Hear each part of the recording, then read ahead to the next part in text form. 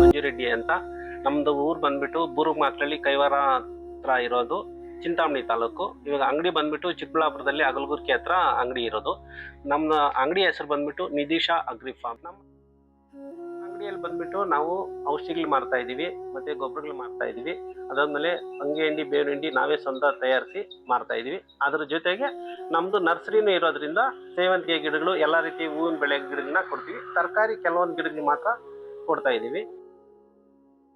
ನಾನು ಈ ಅಂಗಡಿ ಓಪನ್ ಮಾಡೋಕ್ಕಿಂತ ಮುಂಚೆ 23 ಮತ್ತು 24ರಲ್ಲಿ ಆಡೋನಹಳ್ಳಿ ಕೃಷಿ ವಿಜ್ಞಾನ ಕೇಂದ್ರ ಅಲ್ಲಿ ಬಂದ್ಬಿಟ್ಟು ದೇಸಿನ ತರಬೇತಿ ಪಡೆದ್ಬಿಟ್ಟು, ಅದಾದ್ಮೇಲೆ ಲೈಸೆನ್ಸ್ ತಗೊಂಡು 2025-26ರಲ್ಲಿ ಅಂಗಡಿ ಓಪನ್ ಮಾಡಿ ಅಲ್ಲಿಂದ ಅಂಗಡಿನ ನಡ್ಸ್ಕೊಂಡು ಬರ್ತಾ ಇದ್ದೆ. ದೇಸಿ ತರಬೇತಿ ಪಡ್ಕೊಳಕ್ ಮುಂಚೆ ಏನಾಗ್ತೈತೆ ಅಂತಂದ್ರೆ, ನಮಗೆ ಒಂದು ರೋಗ ಇರ್ಬೋದು, ಒಂದು ಕೀಟದ ಬಾಧೆ ಇರ್ಬೋದು, ಅಥವಾ ಇವೆರಡು ಏನು ಡಿಫ್ರೆನ್ಸ್ ಇತ್ತಲ್ವಾ, ಅದನ್ನ ತಿಳ್ಕೊಳೋದಕ್ಕೆ ನಮ್ಮ ಕೈಲಿ ಅಷ್ಟೊಂದು ಗೊತ್ತಾಗ್ತಾ ಇರಲಿಲ್ಲ.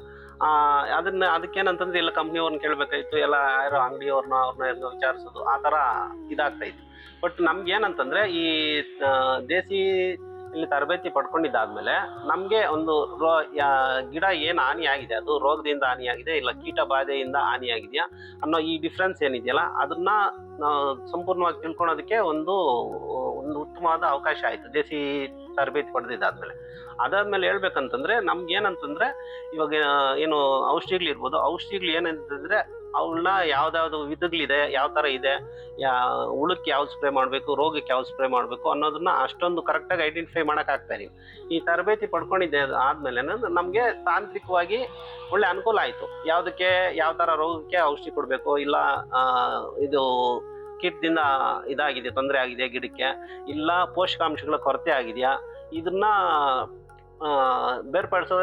ಗುರ್ಸೋದು ಕಷ್ಟ ಆಗ್ತಾ ಇತ್ತು. ಈ ದೇಸಿ ತರಬೇತಿ ಪಡ್ಕೊಂಡ್ಮೇಲೆ ನಮ್ಗೇನಾಯ್ತಂದ್ರೆ, ಪೌಷ್ಟಿಕಾಂಶಗಳ ಕೊರತೆಯಿಂದ ಆಗಿರೋಂಥ ಗುರ್ಸೋದಾಗಿರ್ಬೋದು, ಅಥವಾ ಕೀಟಬಾಧೆಯಿಂದ ಆಗಿರೋಂಥದನ್ನ ಗುರ್ಸೋದಾಗಿರ್ಬೋದು, ಅಥವಾ ರೋಗದಿಂದ ಗಿಡಕ್ಕೆ ತೊಂದರೆ ಆಗಿರೋದನ್ನ ಗುರ್ಸೋದಾಗಿರ್ಬೋದು, ಇವೆಲ್ಲನೂ ನಮ್ಗೇನಂತಂದ್ರೆ ವ್ಯತ್ಯಾಸಗಳನ್ನ ತಿಳ್ಕೊಳೋದಕ್ಕೆ ತಾಂತ್ರಿಕವಾಗಿ ತುಂಬಾ ಅನುಕೂಲ ಆಯಿತು. ಅದಾದ್ಮೇಲೆ ಏನಂತಂದ್ರೆ, ನಾವು ದೇಸಿಯಲ್ಲಿ ಮುಖ್ಯವಾಗಿ ಕಲ್ತಿದ್ದೇನಂದ್ರೆ, ನಮಗೆ ಮೊದಲು ಫೀಲ್ಡ್ ವಿಸಿಟ್ ಆಗಿರ್ಬೋದು, ಅಥವಾ ಕಂಪ್ನಿಗಳು ಕರ್ಕೊಂಡು ಹೋಗ್ಬೋದು, ಆಮೇಲೆ ಸೈಂಟಿಸ್ಟ್ಗಳು ಭೇಟಿ ಮಾಡಿಸೋದು, ಕೃಷಿ ವಿಜ್ಞಾನ ಕೇಂದ್ರಗಳಿಗೆ ಕರ್ಕೊಂಡು ಹೋಗೋದು. ಅಲ್ಲಿ ನಮ್ಗೇನಾಯ್ತು ಅಂದ್ರೆ, ಅಲ್ಲಿ ವಿಜ್ಞಾನಿಗಳ ಜೊತೆ ಸಂಪರ್ಕ ನೇರವಾಗಿ ಸಿಕ್ದಂಗೆ ಆಯಿತು. ಅದಾದ್ಮೇಲೆ ನಮ್ಗೇನೇ ಇದು ಬಂದ್ರೂ ವಿಜ್ಞಾನಿಗಳ ಜೊತೆ ನಾವು ನೇರವಾಗಿ ಮಾತಾಡ್ಬೋದಾಗಿತ್ತು, ನೇರವಾಗಿ ವಿಷಯಗಳನ್ನ ತಿಳ್ಕೊಳ್ಬೋದಾಗಿತ್ತು.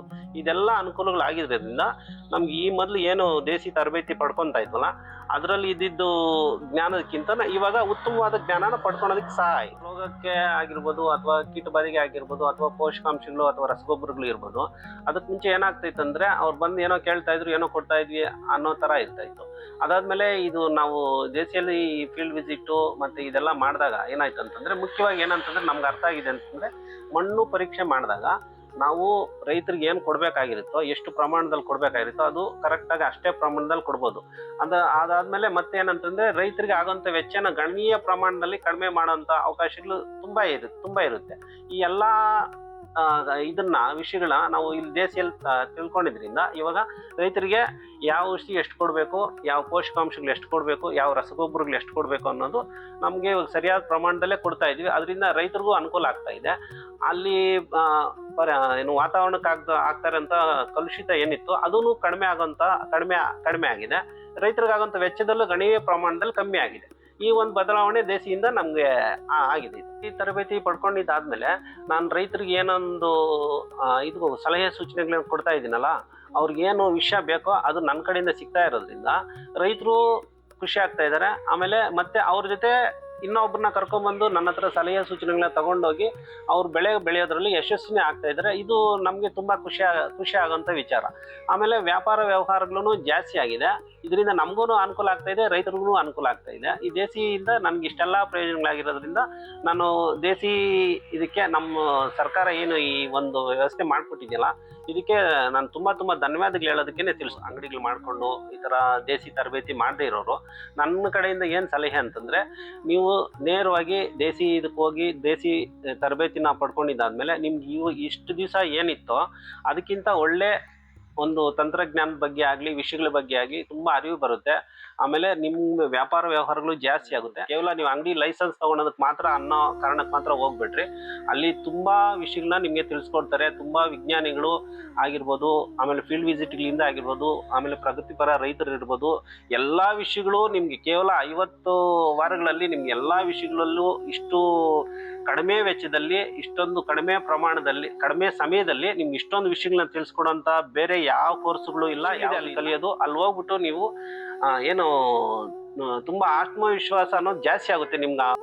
ಇಲ್ಲಿ ಮುಖ್ಯವಾಗಿ ಏನಂತಂದ್ರೆ ಇಲ್ಲಿ ಹೊಂಗೆ ಹಿಂಡಿ ಮತ್ತೆ ಬೇವಿನ ಹಿಂಡಿನ ನಾವೇ ತಯಾರಿಸಿ ಎಣ್ಣೆ ತೆಗಿದೆ ಕೇವಲ ಬೀಜದಿಂದ ಪುಡಿ ಮಾಡಿ ಕೊಡ್ತೀವಿ.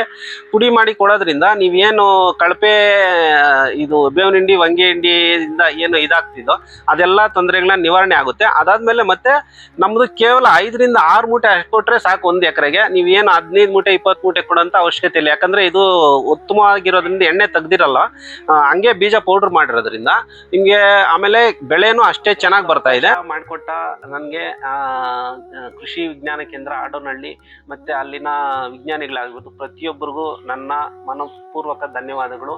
ನಾನು ಆಡೋನಹಳ್ಳಿ ಕೃಷಿ ವಿಜ್ಞಾನ ಕೇಂದ್ರಕ್ಕೆ ಇಷ್ಟೊಂದು ಜ್ಞಾನಾರ್ಜನೆ ಕೊಟ್ಟ ನಿಮ್ಗೆಲ್ರಿಗೂ ಆಗಿರ್ತೀನಿ ಅಂತ ಹೇಳೋದಕ್ಕೆ ಇಷ್ಟಪಡ್ತೀನಿ. ನಮಸ್ಕಾರ.